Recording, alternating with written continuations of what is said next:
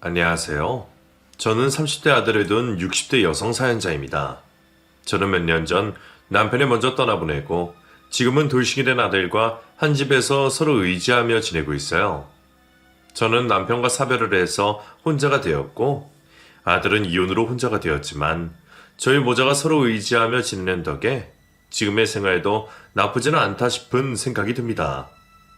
아들 입장은 어떨지 몰라도 솔직히 말하면 저는 다 큰 아들과 함께 지내는 지금이 너무 행복하거든요. 이혼하고 돌아온 다 큰 아들을 끼고 사는 게 좋다고 하는 제가 주책 맞다 생각하시겠죠? 저도 제가 주책인 줄은 알지만 사실 저도 이럴 수밖에 없는 사연이 있습니다.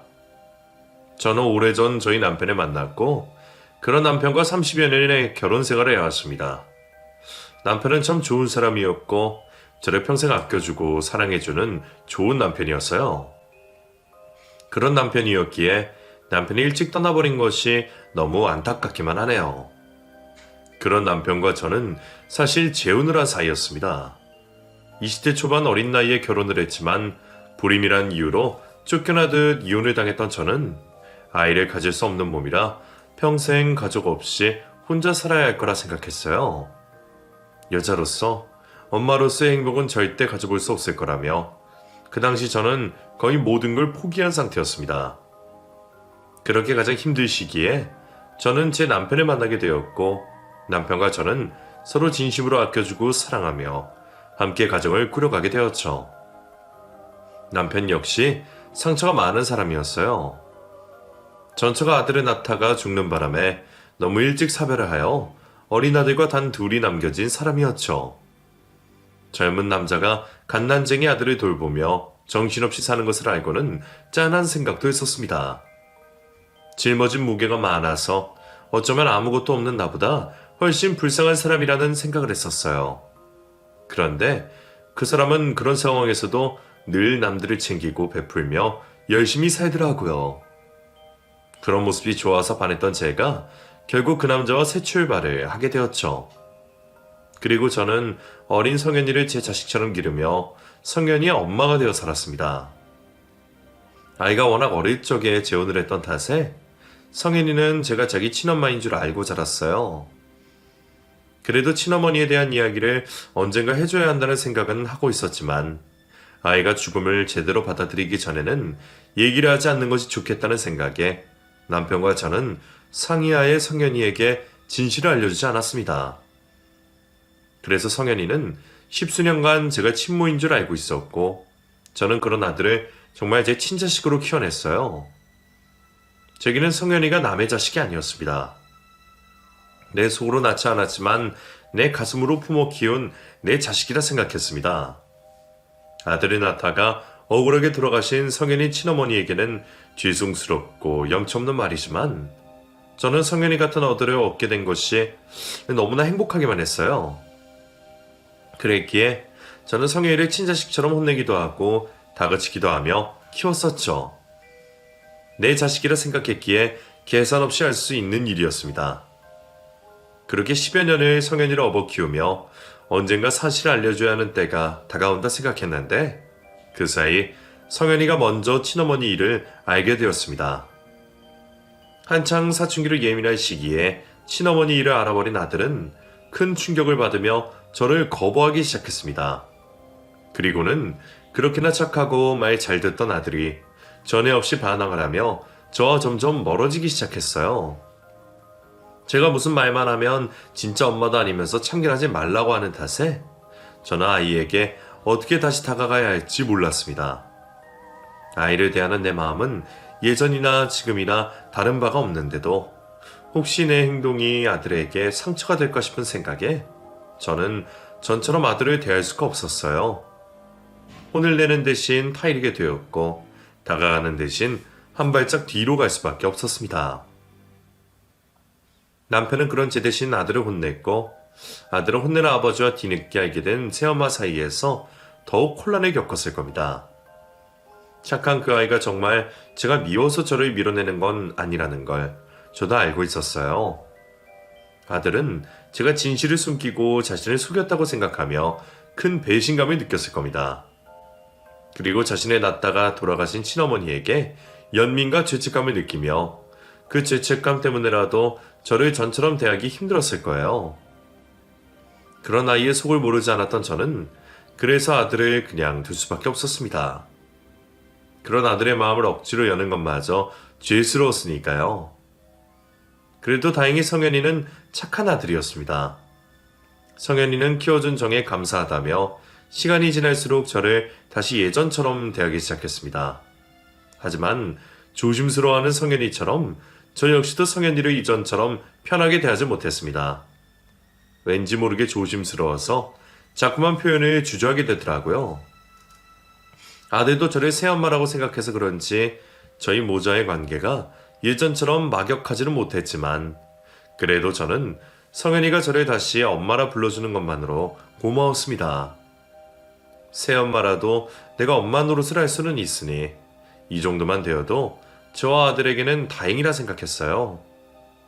그렇게 나름의 가족의 모습을 유지해가며 저는 성현이 엄마로 계속 지낼 수 있었습니다.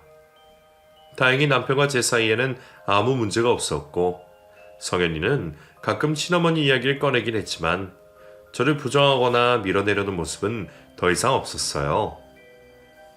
그 후로 성현이는 무사히 대학에 진학을 하게 되었고 오랜 고생 끝에 취업까지 하며 제게는 더없이 자랑스러운 아들이 되어주었습니다. 내 아들이 남들에 비해 특출난 것이 아니더라도 내 자식이기에 그저 자랑스러운 것이 부모이겠죠. 그래서 저는 아들에게 더 바라는 것 없이 그 아이가 행복하기만을 바랬습니다. 그리고 20대 후반이 된 아들이 어느 날 결혼을 하겠다며 집에 아가씨를 데려왔죠. 저희 아들이 장가갈 나이가 되었다는 것이 놀라우면서도 이제 벌써 보내줘야 할 때가 되었나 싶어 섭섭했습니다. 하지만 저는 괜히 서운한 표를 낼 수가 없어서 아들의 결혼을 무조건 축하해줄 생각이었죠. 그런데 아들이 예비 며느리라며 데려온 아가씨가 제 마음에 들지는 않았습니다. 저도 웬만하면 아들이 좋다는 여자를 환영해주고 싶은 생각이었지만 아무리 그래도 그렇지 연애도 몇 번 못해본 총각인 우리 아들이 이혼한 여자를 데려왔다는 게 달갑지 않더라고요. 예비 며느리는 이미 결혼을 한 번 했던 아이였습니다. 다행이라 해야 할지 아이는 없었지만 그래도 1년 동안 누군가와 결혼 생활을 했다는 건 지워지지 않는 진실이었죠. 그래도 거짓말을 할 생각은 없는지 첫 만남에 솔직히 사정 얘기를 해주어 고마웠지만 그런 고마움과 별개로 저는 이혼 여인 며느리가 마음에 들지 않았습니다. 그건 저뿐 아니라 남편 역시 마찬가지였어요. 다정하고 유한 성격이던 남편마저 아들의 결혼을 반대하며 크게 화를 내었고 아들은 그런 아버지에게 실망을 하며 그 일로 평소 사이좋던 부자관계가 하루아침에 멀어지고 말았습니다. 아무리 그래도 왜 앞에 이혼한 여자랑 결혼을 하려고 그래? 네가 아무리 우겨도 나는 이 결혼 환영 못 해준다. 아버지도 엄마랑 재혼하시잖아요. 근데 왜 저를 이해 못한다고 하세요? 이놈이 지금 그거랑 이거랑 같아? 너희 엄마 얘기는 뭐하러 거들먹거려? 뭐가 다른데요? 엄마도 한번 결혼했었고 애까지는 아버지랑 재혼하신 거잖아요. 솔직히 나도 결혼 잘못했으면 이혼할 수도 있는 거고 요즘 세상에 결혼 한번 했던 게 무슨 큰 죄라도 되나요? 저는 솔직히 재혼까지 하신 두 분이 제 결혼 가지고 이러시는 거 이해도 안 되네요. 아들은 그 아이를 너무 사랑한다며 끝까지 결혼하겠다며 고집을 부렸고 반대하는 결혼이라도 하겠다는 아들이 이러다 혹시나 부모와 연을 끊을까 걱정되었던 저는 남편을 겨우 설득해서 결국 두 아이를 결혼시키기로 했습니다. 반항하는 아들 때문에라도 결혼할 때 도와주지 않겠다던 남편에 달래서 남편이 소유하고 있던 1층 아파트를 아이들에게 신혼집으로 내어주게 했어요. 저도 둘 사이를 반대하기는 했었지만 이왕 결혼시키는 것이면 해줄 수 있는 만큼 해주고 싶었거든요. 하지만 남편은 무슨 고집인지 그러면서도 명의를 바꿔주진 않았습니다. 니들이 못 헤어지겠다 하니까 나도 마지못해 허락하기는 한다만 나도 앞으로 두고 볼 거야. 둘이 부모 죽일 못 박으면서까지 어렵게 결혼하는 거니. 이제 더는 부모 걱정시키지 말고 잘 살아봐. 실망시키면 아파트고 뭐고 없어. 그럼요. 아버지 말씀대로 저희 잘 살 거예요. 후회 안 하시게 노력할 테니까 꼭 지켜봐 주세요. 예, 아버님. 저희도 도움받아서 결혼하면서 명의까진 바라지도 않아요. 집 얻어주시고 도움 주신 것만으로 감사하죠. 성현 씨 말처럼 저희 두 사람 앞으로 잘 살겠습니다. 두 분 걱정하시지 않도록 며느리 노릇도 잘할게요. 정말 감사해요, 아버님, 어머님. 그렇게 아들을 결혼시키고 며느리는 약속처럼 저희에게 잘하려 노력했습니다. 시키지도 않은 안부 인사를 드리고 먼저 연락하지 않아도 자주 시댁을 찾으며 저희 앞에서 둘이 행복하게 잘 사는 모습을 많이 보여주려 노력하는 듯 했어요. 처음에는 왜 겨우 1년 만에 이혼까지 했을까 싶어서 재혼을 한 며느리가 탐탁치 않았던 저도 그런 예쁜 모습을 보며 그 아이를 이해하고 보듬어주려 노력했습니다. 내 아들이 그 애가 아니면 안 된다고 하기도 하고 이왕 결혼시킨 것 내 아들이 행복해지는 길밖에 바랄 수가 없었으니까요. 다행히 아들은 행복해 보였고 저도 그걸로 만족했습니다. 그런데 하필 그렇게 걱정 없는 때에 남편에게 병이 찾아오고 말았어요.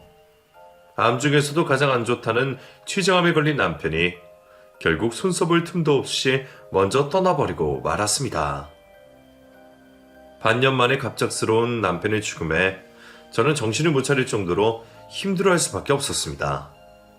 그래서 그때는 남편 유산이고 뭐고 신경 쓸 겨를도 없이 그저 남편을 잃은 슬픔에만 빠져있을 수밖에 없었죠.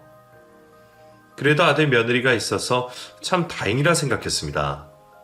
그런데 그때부터 며느리가 조금씩 달라지기 시작하더라고요. 그렇게 자라던 며느리가 점점 달라지더니 대뜸 남편 재산을 상속해달라 얘기를 꺼냈습니다. 어머니, 아버님 돌아가셨으니 이제 재산 정리하셔야죠.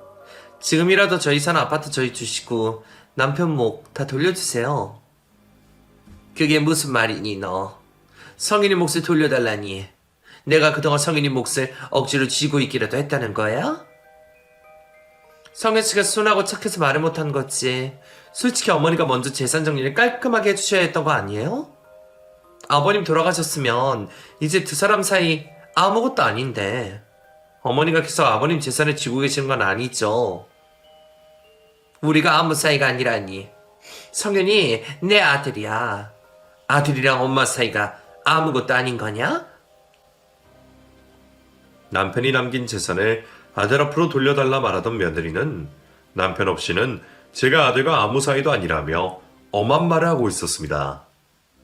그 말에 너무 충격을 받은 저는 처음으로 며느리에게 크게 화를 내며 며느리를 그 자리에서 쫓아내고 말았죠. 때가 되면 당연히 아들 앞으로 전부 돌려주려 한 것을 먼저 설레발을 치는 며느리가 수상하기만 했습니다. 남편이 있을 때만 하더라도 저를 어머니 하며 잘 따르던 아이가 남편이 주자마자 저를 성인의 계무 취급하는 게 참 괘씸했죠. 내가 새엄마라서 시어머니 노릇도 하지 말라는 건지 며느리는 점점 저를 무시하기 시작했습니다. 그런 일로 결국 며느리와 제 사이에 문제가 생기고 아들까지 알게 되고 말았습니다. 남편 죽고 여러모로 힘든 와중에 아들에게 그런 모습까지 보이고 싶진 않았지만 그래도 그런 상황을 알면 아들이 당연히 제 편을 들어줄 거라 생각했어요. 그런데 무슨 일인지 아들이 며느리처럼 저를 음해하고 제 탓을 하기 시작하는 게 아니겠어요? 엄마, 신경이한테 정말 너무한 거 아니에요? 그래도 자기는 며느리 노릇 잘해보겠다고 노력하는데 엄마는 자꾸 왜 그래요? 정말 아버지 재산 때문에 그래요? 내가 엄마한테서 아버지 재산 다 가져갈까봐 그거 무서워서 이러는 거냐고요. 대체 그 아이에게 무슨 말을 어떻게 들은 건지 아들은 갑자기 제게 그런 말을 꺼내며 저를 의심하기 시작했습니다. 제가 남편의 재산을 모두 빼돌리고 의붓 아들을 버려버릴 것처럼 말이에요. 무슨 그런 말을 하느냐며 서운하다고도 말을 해봤지만 이미 며느리의 모함에 넘어간 아들은 제 말은 귀에 들리지 않는 듯 했습니다. 며느리가 대체 무슨 말을 했는지 모르겠지만 저와 제 아들 사이를 이간질시킨 건 분명한 듯 했어요. 그러지 않고서는 그동안 평생 돈 가지고 말 한 번 없던 아이가 집 명의 얘기를 꺼내고 재산 때문에 저를 괴롭히지는 않을 테니 말입니다. 엄마, 정말 이럴 거예요? 아파트 명의라도 바꿔달라는데 왜 자꾸 안 된다는 거예요? 그건 원래 아버지가 나 주려고 한 거잖아요. 내가 널 못 믿어서 그러는 게 아니라 진경이 걔 때문에 그러는 거 아니야. 너 안 이러던 애가 갑자기 이러는 것도 그렇고 너무 이상하다. 그 애가 무슨 말을 했는지 몰라도 다 믿으면 안 돼. 너 왜 엄마를 못 믿고 그러니? 이렇게 된 것도 다 진경이 때문 아니니? 엄마야말로 자꾸 엄한 사람 탓만 하지 말고 내 생각이나 좀 해줘요. 아버지까지 돌아가셨는데 왜 나한테 재산이 하나도 없냐고요. 이거 법적으로도 문제 있는 거 알죠? 자꾸 이러시면 나도 수송하는 수밖에 없어요. 결국 소송까지 말을 꺼내는 아들을 보며 저는 큰 충격을 받을 수밖에 없었습니다. 나를 정말 돈 욕심이는 계모라고 생각하는 건지 나를 곡해하는 아들에게 서운함을 느꼈지만 저는 아들이 그렇게 된 것이 다 며느리 때문일 거라 생각하고 있었습니다.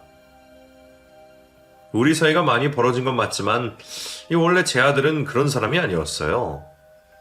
나전 엄마는 아니어도 기른 정이 그만큼 큰 거라며 꼭 중요한 순간들마다 제 편을 들어주고 저를 챙겨주던 아들이었으니 말이에요. 하지만 며느리 때문에 저는 그런 아들과 멀어지게 되었고 그런 아들은 결국 저를 보고 싶지 않다며 연락마저 끊어버렸습니다. 아들 며느리를 보지도 못하고 저 혼자 외롭게 지내고 있었죠. 그러던 어느 날 며느리에게서 갑작스럽게 연락이 왔습니다. 어머니, 잘 지내셨어요? 네가 어쩐 일이냐? 당신은 안 보고 살겠다면서 네 연락도 안 받더니. 어머니, 그땐 제가 죄송했어요. 제가 그렇게 하면 안 됐던 건데 저도 사람인지라 어머니에게 쌓인 게 많았던 것 같아요. 저의 며느리니까 남이라 치더라도 아들인 남편은 그러면 안 되는 거잖아요. 그래서 제가 그동안 남편을 많이 설득했어요. 어머니가 일부러 섭섭하게 하신 건 아닐 거라고 제가 계속 얘기를 했더니 그 이도 마음이 흔들리나 보더라고요. 며느리는 끝까지 자기 잘못은 없다는 듯 말을 했지만 그래도 자기 딴에도 깨달은 게 있었던 건지 제게 잘못했다며 화해의 손길을 내밀어 왔습니다. 그리고 자기가 멀어지게 만들었던 우리 모자 사이를 다시 화해시키겠다며 아들과 제가 대화할 수 있는 자리를 만들겠다 하더군요. 그동안 며느리라는 아이의 행적들이 있었기에 그 말을 전부 믿어도 될까 싶었지만 당시에 저는 어렵게 낳은 아들 레이와의 연락에 기쁜 마음에 그런 며느리를 의심하거나 신경 쓸 겨를이 없었습니다. 그래서 아들과 대화를 할 수 있게 해주겠다며 집으로 오라는 며느리의 말에 흔쾌히 그러겠다 했었죠. 그럼 어머니, 그 사람 오늘 계속 집에 있으니까 점심 드시고 저희 집으로 오세요. 저희가 어머니 댁으로 가면 좋겠지만 이 사람 성격에 괜히 쑥스럽고 민망해서 자기 말로는 못 갈 거예요. 그래서 어머니가 저희 집으로 오셔서 대화를 해보셨으면 하는 거예요. 그래도 제 노력 덕분에 이 사람도 지금은 어머니에 대한 오해가 많이 풀린 상태니까 오셔서 얼굴 마주보시고 대화하다 보면 묵은 감정들도 없어지겠죠? 그래, 그러마. 내가 가나 니들이 오나 무슨 차이가 있겠니? 둘보다 하나가 움직이는 게 낫지. 그렇죠. 그럼 어머니, 1시까지 늦지 않게 오세요? 그래도 아들이 나와 대화를 해볼 마음이 있다는 것에서 저는 모든 것이 해결되는 기분이 들었습니다. 내 진심을 전한다면 이번에도 전처럼 아들이 내 마음을 알아주고 화해를 할 수 있지 않을까 했죠. 그렇게 저는 기쁜 마음으로 아들 집으로 달려갈 수밖에 없었습니다. 혹시나 싶어서 가기 전에 아들에게 전화 한 통이나 해볼까 싶었지만 어차피 며느리에게 얘기를 다 들었을 것이고 가서 직접 만나면 되는데 싶어서 전화를 하지 않았어요. 몇 달 만에 만나서 전화로 대화를 하기보다는 직접 만나 얼굴을 마주하고 진심을 나누고 싶었습니다. 그렇게 약속한 대로 저는 아들 집에 찾아가게 되었고 초인종을 누르자 집안에서는 며느리가 현관을 열고 저를 반겨주었습니다. 어머니, 늦지 않게 오셨네요. 얼른 들어오세요. 그래, 오랜만이구나. 그동안 잘 지냈니? 뭐, 그냥저냥 지냈죠. 저희라고 어머니랑 그렇게 싸우고 마음이 편했겠어요? 아까도 잠깐 말씀드렸지만, 저도 여러모로 마음이 안 좋았어요. 어머니가 제가 어머니랑 남편 사이 갈라놨다고 생각하셔서 속상하기는 했지만, 그렇다고 정말 가만히 있으면 안 될 것 같더라고요. 모자 사이를 위해서라도 제가 참고 노력해야겠다 싶어서요. 그래, 네 말대로 서로 오해한 게 있으면 얘기해서 풀어야지. 나도 너한테 오해한 게 있으면 너도 나한테 오해하고 몰랐던 게 있지 않겠니? 그렇죠. 뭐 어머니도 저한테 쌓인 게 있으시겠죠. 어머니가 처음부터 저를 반대하셨었으니까요. 지금 그 얘기가 왜 나오니? 오랜만에 만나서 또 다투고 싶어서 그래? 제가 뭘요? 저도 그냥 사실을 말한 건데요. 아, 그래 됐다. 기분 좋게 찾아왔으니 오늘은 제발 싸우지 말자. 근데 집이 어째 조용하구나? 성인이 집에 있다더니 어디 갔니? 어머니 오시기 직전에 볼 일이 있다고 앞에 나갔어요. 기다리시면 금방 올 거예요. 아들 집에 오면 아들이 저를 기다리고 있을 거라는 생각에 기대가 많았는데 온데간데 없는 아들의 모습에 저는 괜히 김이 빠지는 기분이 들었습니다. 어머니, 기다리시는 동안 차라도 한잔하세요. 커피 괜찮으시죠? 저는 아들이 기다리는 동안 어색한 며느리와 마주 앉아 커피를 마시게 되었습니다. 하지만 며느리와 단 둘이 있는 게 즐거운 상황은 아니었어요.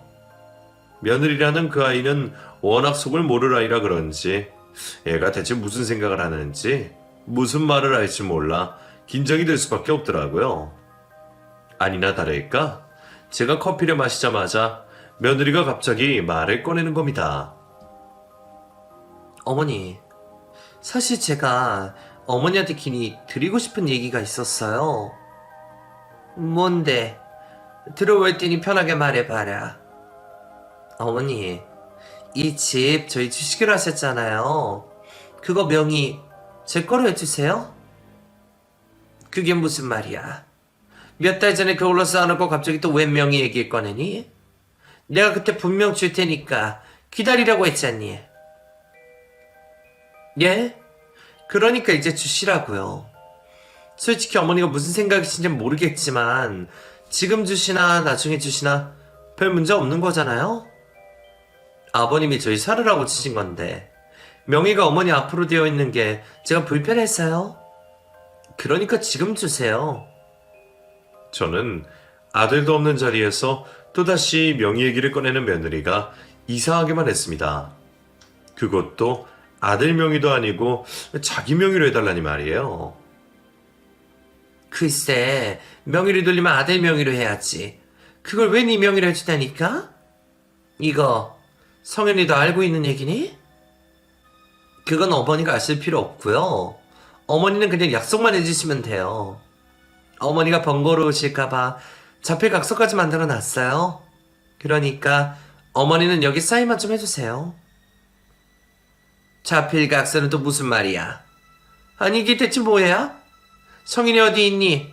얼른 들어오라고 해라. 와서 셋이 같이 얘기 좀 해보자. 며느리는 제가 며느리 앞으로 아이들이 살고 있는 집에 대한 명의를 양도하겠다는 자필 각서까지 내보이며 저더러 그곳에 서명을 하라 하고 있었습니다. 너무 황당하고 기막힌 저는 당연하게도 그럴 수 없다며 거절 의사를 말할 수밖에 없었어요. 말도 안 되는 소리 하지 말고 그거 얼른 치워. 세상에, 네가 설마 처음부터 이러려고 나를 여기까지 오라 그런 거니? 아니 명의를 내 아들 앞으로 하면 몰라도 왜 네 앞으로 해달라고 그래? 이 각서는 대체 또 뭐고? 어머니, 여기 서명해 주실 때까지 못 나가세요. 아드님도 올 일 없을 거예요.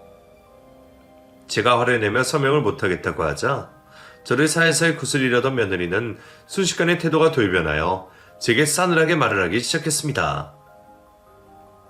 처음부터 이것 때문에 어머니 부른 거 맞아요. 성에서 집에 있지도 않고 오늘 들어올 일도 없어요. 아마 며칠 동안 어머니가 여기 있는지 아무도 모를걸요? 그러니까 험한 꼴 보기 싫으시면 그냥 사인해 주세요. 얘가 지금 무슨 말을 하는 거야? 너 지금 나 협박하려는 거니? 아니, 내가 내 발로 걸어 들어왔는데 내 발로 왜 못 나가겠니? 너 이런 거 보니 우리가 더 할 말은 없을 것 같구나. 나 이만 가볼 테니까 오늘 일은 없었던 걸로 하자. 그래도 아들 집에 온 김에 아들과 대화는 한번 나눠보려고 했는데 말도 안 되는 소리를 하며 억지 협박까지 하는 며느리 때문에 저는 화가 잔뜩 난 채로 그 집을 떠날 수밖에 없었습니다. 그래서 서둘러 짐을 챙기고 일어서려고 하는 그 순간 저는 갑자기 어지럼증을 느끼며 졸음이 몰려오는 것처럼 그대로 기절하듯 쓰러지고 말았습니다. 시야가 깜깜해지고 얼마나 지났을지 몰라도 다시 의식을 차린 저는 그 사이 변한 제 꼴을 보고 깜짝 놀랄 수밖에 없었어요. 며느리가 제게 무슨 짓을 한 건지 제가 손발이 꽁꽁 묶인 채로 창고 같은 작은 방에 갇혀있는 상태가 된 겁니다. 어머니, 깨어나셨어요? 너 이게 지금 뭐 하는 짓이야? 대체 나한테 뭘 먹인 거야? 너무 걱정하지 마세요. 그냥 수면제예요. 어머니가 협조를 안 해주셔서 저도 이럴 수밖에 없네요. 그러게 좋은 말로 할 때 그냥 사인만 해주셨으면 서로 얼굴 붉힐 일 없었을 텐데요. 너 지금 내가 이 집 너한테 안 넘겨준다고 나한테 이런 짓을 했다는 거니? 이거 감금 아니냐? 너 대체 왜 이래? 왜 이렇게까지 하는 거야? 성현이한테 미안하지도 않아? 어머니야말로 행실을 똑바로 하셨어야죠. 아버님 돌아가시고 대체 언제까지 그 사람 부모 노릇하려고 그러세요? 친모도 아니면서 아버님 재산을 주니마니 무슨 꼴이냐고요? 뭐? 너야말로 내 아들이 받을 재산을 왜 자꾸 네가 탐을 내고 억지를 부리는 거니? 너 우리 성현이를 어떻게 속인 거야? 성현이가 아무리 그래도 나한테 이런 짓을 할 애가 아닌데 너 대체 우리 성현이를 어떻게 한 거야? 진짜 아들도 아니면서 자꾸 걱정하는 척 위하는 척 가정 떨지 마시라고요. 암튼 어머니 구하러 올 아들은 없으니까 풀려나고 싶으면 얼른 사인해주세요. 사인만 해주시면 풀어드릴 테니까요. 묶이고 감금된 그 상황이 기가 막히고 황당하면서도 저는 제게 그런 짓을 한 며느리가 무서워서 몸이 덜덜 떨리는 것 같았습니다. 하지만 그렇다고 해서 며느리에게 그 집에 대한 권리를 넘길 순 없었어요. 아들이 그 일에 동의를 한 건지 둘이 짜고 나를 이렇게 만든 건지는 진실은 알 수 없었지만 저는 그때까지도 아들을 믿고 있었습니다.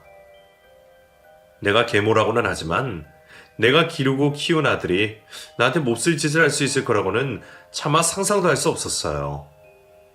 우리 사이에 무슨 원망과 오해가 쌓이더라도 성현이가 그런 짓을 할 거라는 생각은 절대 하지 않았습니다.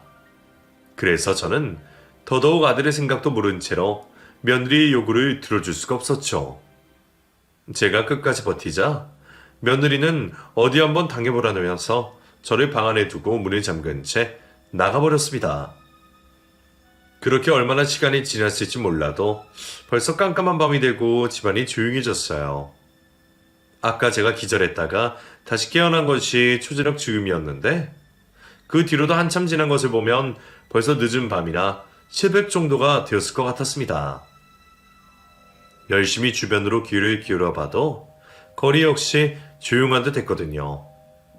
아까까지만 해도 아들이 집에 돌아올 거라 생각하며 아들을 기다리던 저는 소식 없는 아들의 기척에 결국 기다리기를 포기할 수밖에 없었습니다. 그래서 핸드폰을 찾아 신고라도 하려고 했지만 제 핸드폰은 어디 갔는지 보이지 않았어요. 손이라도 불어서 자력으로 탈출이라도 하고 싶었지만 나이도 있고 몸도 약한 제가 혼자 벗어날 수 있는 길이 보이지 않았습니다. 그 사이 며느리가 몇 번 저를 감시하러 드나드는 동에 다른 수를 써볼 수도 없었고요. 그나마 여기가 1층이라는 것이 다행이라 해야 할지 저는 어떻게든 창문을 통해 밖으로 나갈 생각을 할 수밖에 없었습니다. 하지만 묶인 발과 손으로 창문을 여는 것은 쉬운 일이 아니었어요. 며느리 눈을 피해 노력을 해봤지만 제 스스로 창문을 열기는커녕 바닥에서 창문으로 손을 다는 것조차 어려운 일이었습니다. 그래도 저는 포기하지 않고 노력할 수밖에 없었어요. 이대로 누군가 찾아올 거라 기대하며 계속 갇혀있다가는 저 미친 며느리가 나를 정말 가만히 두지 않을 거라는 생각에 무서웠거든요. 어떻게든 밖으로 탈출해야겠다고 생각한 저는 묶인 손과 발로 어떻게든 움직여서 그 방의 물건들을 창문 밑으로 쌓기 시작했습니다. 책이며 잡동사니들을 몇 시간 동안 조금씩 옮겨서 겨우 창문에 닿을 수 있을 정도의 발판을 만들 수 있었어요. 그렇게 했더니 벌써 아침 동이 트고 날이 밝아오더군요. 그 사이 저도 이미 몸에 힘이 다 빠지는 듯 했지만 저는 한시 빨리 탈출하기 위해 부지런히 노력할 수밖에 없었습니다. 한참 동안 노력한 저는 오전 무렵이 되어서야 겨우 창문을 열어 밖으로 나갈 수 있었죠.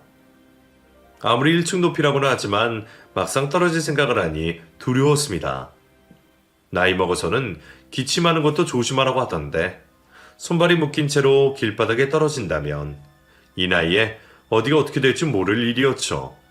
하지만 길바닥에서 죽더라도 며느리에게 당하는 것보다 낫다 생각한 저는 끝내 며느리를 피해 길바닥으로 몸을 던질 수밖에 없었습니다.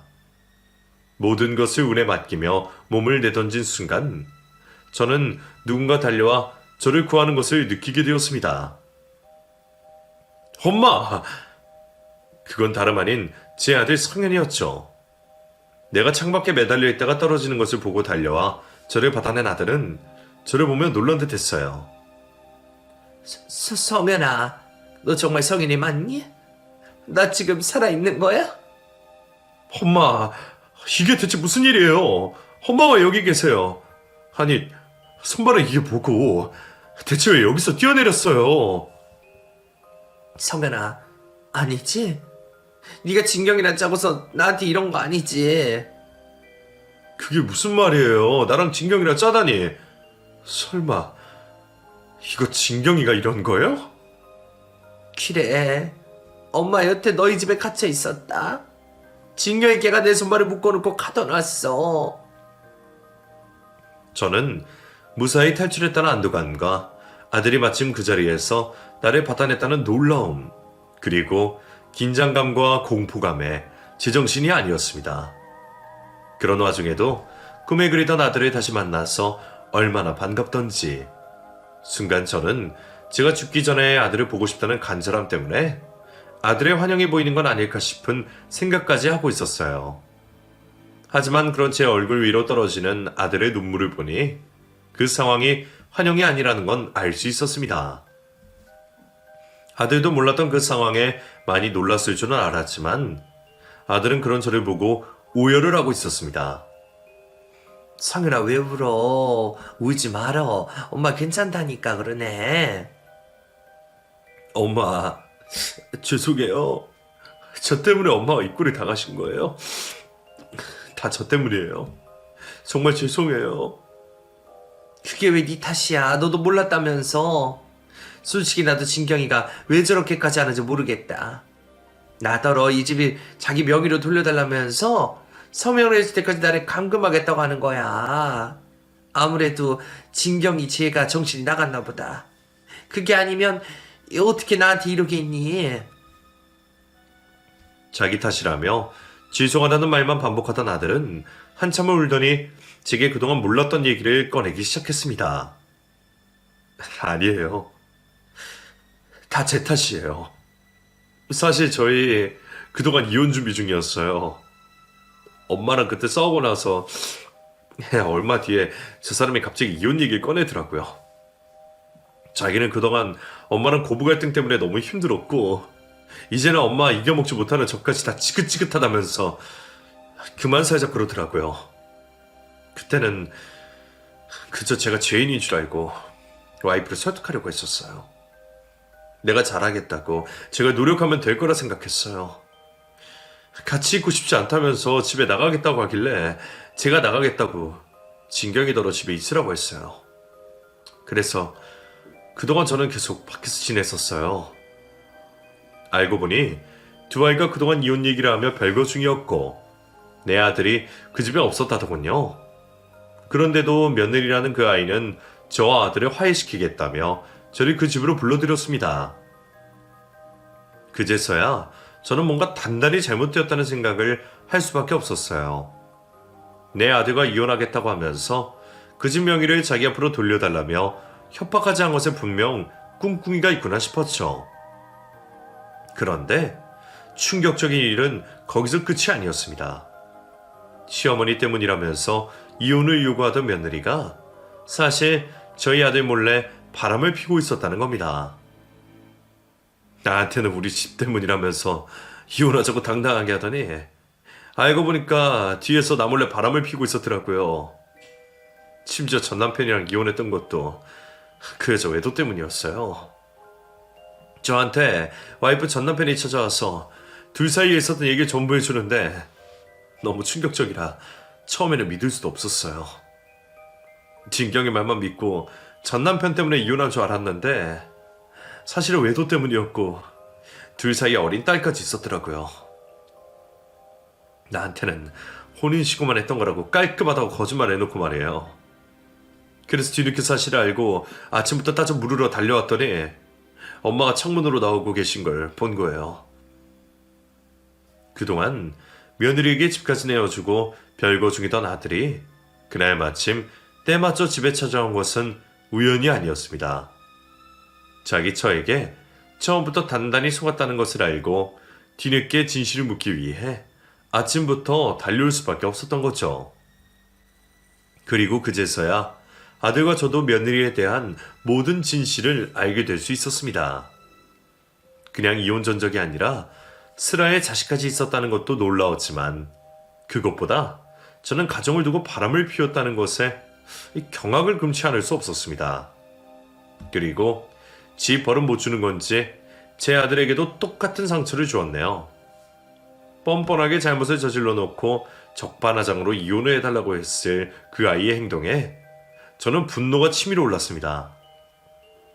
그리고 그런 진실이 밝혀진다면 재산 분할을 받지 못할 것을 염려해서 그 전에 제게 집 명의를 넘겨받을 생각이었던 모양입니다. 이혼 전에 시부모에게서 증여받은 재산은 이혼 시 분할에 들어가지 않는다고 하더라고요. 그래서인지 며느리는 이혼을 준비하면서 저를 가둬놓고 재산을 빼돌릴 생각을 했던 것 같습니다. 만약 아들이 진실을 알지 못했더라면 아마 끝까지 나와 아들 사이를 이간질하며 자기 이득만 챙겨갔겠죠. 아들도 그 생각 때문인지 자신이 어리석었다며 자책을 하고 있었습니다. 결국 아들도 그 여자에게 당했을 뿐인데 당당한 그 여자와 달리 힘들고 상처받은 건 제 아들이 되고 말았네요. 내 아들에게 그런 몹쓸 짓을 한 며느리가 도저히 용서가 되지 않아 저는 그 자리에서 며느리를 경찰에 신고하게 되었습니다. 저도 그냥 저 혼자 당한 일이라면 일이 커져 피곤해지는 게 싫어서라도 조용히 넘어갔을 텐데 내가 아니라 내 아들이 피해를 받았기에 그 아이를 가만둘 수가 없겠더군요. 저는 경찰에 신고를 했고 며느리는 그 자리에서 감금 협박으로 경찰서로 끌려가 조사를 받게 되었습니다. 어머니, 저한테 정말 왜 이러세요? 전부 다 오해예요. 저 너무 억울해요. 워낙 밖에서는 착한 척하는 며느리였기에 경찰들 앞에서도 가증스럽게 눈물까지 보이며 부인을 했지만 진실은 결국 밝혀지고 증거는 드러날 수밖에 없는 일이었습니다. 저는 경찰 조사를 받으며 약물 검사까지 받았고 검사 결과 제 몸에서는 진정제와 수면제 성분이 검출되었어요. 그리고 그 증거 덕분에 며느리가 제게 무슨 짓을 했는지 밝혀질 수밖에 없었습니다. 약물까지 사용해 저를 감금시켰다는 것이 드러나고 며느리가 서명을 강요했다는 것까지 밝혀지면서 며느리는 결국 실형을 받게 되었습니다. 하지만 초범이라 아쉽게도 집행유예로 끝이 나고 말았어요. 그런 사람은 제대로 벌을 받아야 한다 싶어서 너무 아쉬웠지만 그래도 집행유예 중에 또 다른 일을 벌이지는 않을 거란 생각에 그나마 다행이라며 안심할 수밖에 없었습니다. 그리고 그 사이 아들은 며느리와 준비 중이던 협의 이혼을 중단하고 외도로 인한 이혼 소송을 걸어 며느리에게 위자료를 받아내며 무사히 이혼을 하게 될 수 있었습니다. 재판의 이혼 소송까지 끝난 뒤로 저는 아들 며느리가 살던 집을 곧바로 팔아버렸고 제가 살던 집까지 내놓으며 이사를 준비하게 되었어요. 왜 피해자인 내가 이사를 가야 하는지 억울한 마음이었지만 시모를 감금하고 협박까지 하는 애가 나중에 또 눈이 돌아서 무슨 짓을 못할까 싶어서 불안한 마음에 이사를 할 수밖에 없었어요. 하지만 이제 와서는 오히려 덕분에 다행이다 싶은 생각도 들었습니다. 아들이 살던 집까지 팔고 저까지 이사를 하게 되다 보니 아들이 이참에 그냥 같이 살자며 합가를 제안하더라고요. 엄마도 아버지 돌아가시고 혼자 지내시는 거 무서워하셨잖아요. 저도 당분간 재혼 생각 없으니 제가 엄마 모시고 지낼게요. 안 좋은 일도 있었고 그러는 게 제가 걱정이 덜할 것 같아서요. 저희 아들이 먼저 그런 말을 해주니 고맙기만 했지만 아들에게는 그런 결정이 쉬운 결정이 아니었을 겁니다. 제가 친모도 아니고 남편도 없는 와중에 그 아이가 저를 책임져야 할 이유는 없으니까요. 그런데 그런 결심을 해준 아들을 보니 얘가 남이 아니라 정말 내 아들이 맞구나 싶은 생각이 들더라고요. 그래, 고맙다 서영현아. 나는 네가 정말 내 아들이라 생각하는데 너도 그렇게 생각해주니 고마워. 당연하죠. 저 한 번도 엄마를 다르게 생각한 적 없어요. 물론 친어머니 일을 알고 속상했던 적은 있지만 엄마를 원망하는 건 아니었어요. 그동안 제가 철없이 못나게 군 거 죄송해요.